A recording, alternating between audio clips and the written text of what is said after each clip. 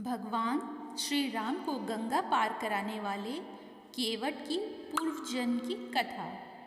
श्री राम, लक्ष्मण और माता सीता 14 वर्ष के वनवास के लिए अयोध्या से निकलकर निषाद राज के साथ गंगा नदी के किनारे पहुंचते हैं, जहां उन्हें केवट मिलता है। श्री राम गंगा पार करने के लिए केवट से नाव मांगते हैं, लेकिन केवट नाव लेकर नहीं आते। वे श्री राम से कहते हैं कि मैंने आपका मर्म जान लिया है। सभी लोग कहते हैं कि आपके पैरों की धूल से एक पत्थर से सुंदर स्त्री बन गई थी। मेरी नाव तो लकड़ी की है, कहीं इस नाव पर आपके पैर पड़ते ही यह भी स्त्री बन गई तो मैं लुट जाऊंगा। यही नाव मेरे परिवार का भरण पोषण करती है। यह प्रश्न उठता है कि आखिर वह कौन सा मर्म था जो केवट जान गए थे। इस संदर्भ में एक कथा मिलती है। एक बार क्षीर सागर में भगवान विष्णु शेष शैया पर विश्राम कर रहे थे और लक्ष्मी जी उनके पैर दबा रही थी। विष्णु जी के एक पैर का अंगूठा सैया के बाहर आ गया और लहरें उससे खिलवाड़ करने लगीं। क्षीर सागर के एक कछुए ने इस दृश्य को देखा और उसके मन में यह विचार आया कि मैं यदि भगवान विष्णु के अंगूठे को स्पर्श कर लूं तो मुझे मोक्ष मिल जाएगा। यह सोचकर वह कछुआ भगवान विष्णु के चरणों की ओर बढ़ा। उसे भगवान विष्णु की ओर आते हुए शेषनाग जी ने देख लिया और उसे भगाने के लिए जोर से फुफकारा। फुफकार सुनकर कछुआ भागकर छुप गया। कुछ समय पश्चात जब शेष जी का ध्यान हट गया तो उसने पुनः प्रयास किया। इस बार माता लक्ष्मी की दृष्टि उस पर पड़ गई और उन्होंने उसे भगा दिया। इस प्रकार उस कछुए ने अनेकों प्रयास किए, पर शेष जी और लक्ष्मी माता के कारण उसे कभी सफलता नहीं मिली। यहाँ तक कि सृष्टि की रचना हो गई और सतयुग बीत जाने के बाद त्रेता युग आ गया।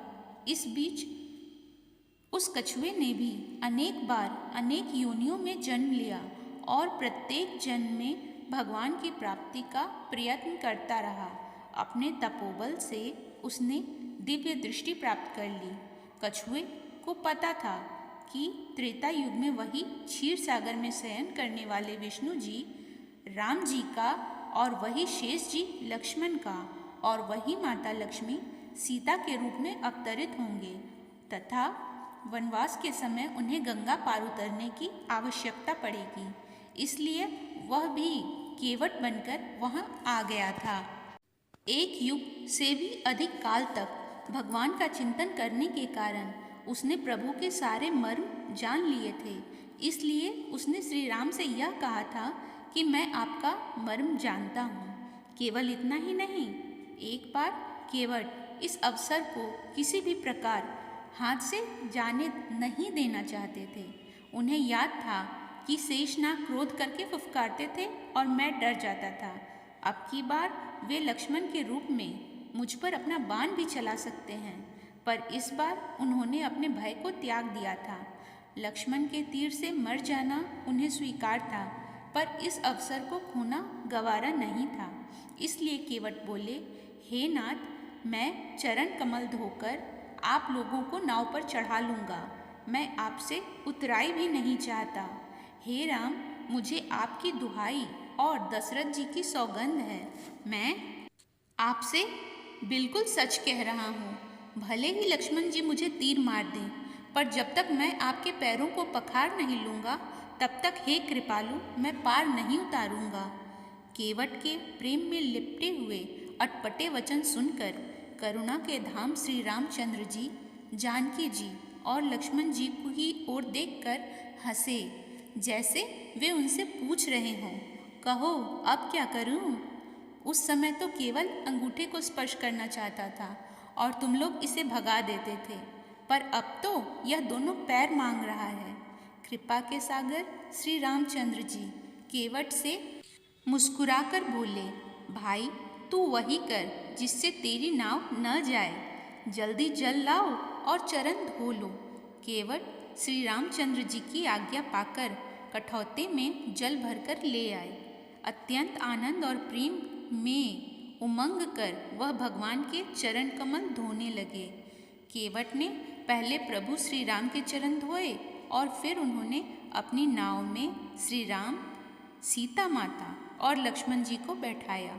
चरणों को धोकर और सारे परिवार सहित स्वयं उस जल चरणोदक को पीकर पहले उस महान पुण्य के द्वारा अपने पितरों को भव सागर से पार कर मोक्ष प्रदान करवा दिया।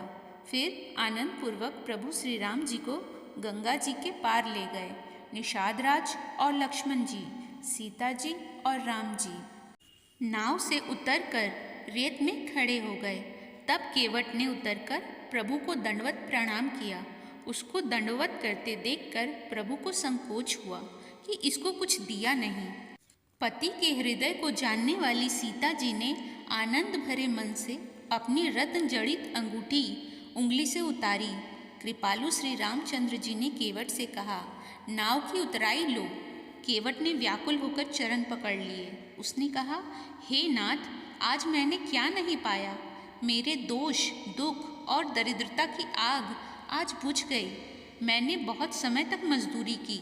विधाता ने आज बहुत अच्छी भरपूर मजदूरी दे दी। हे दीनदयाल, आपकी कृपा से अब मुझे कुछ नहीं चाहिए।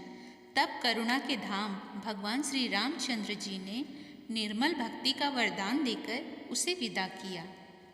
यदि आपको ये पौराणिक कहानी अच्छी लगी हो तो प्लीज़ इसे लाइक करें, शेयर करें और कमेंट में जय श्री राम अवश्य लिखें। जय श्री राम।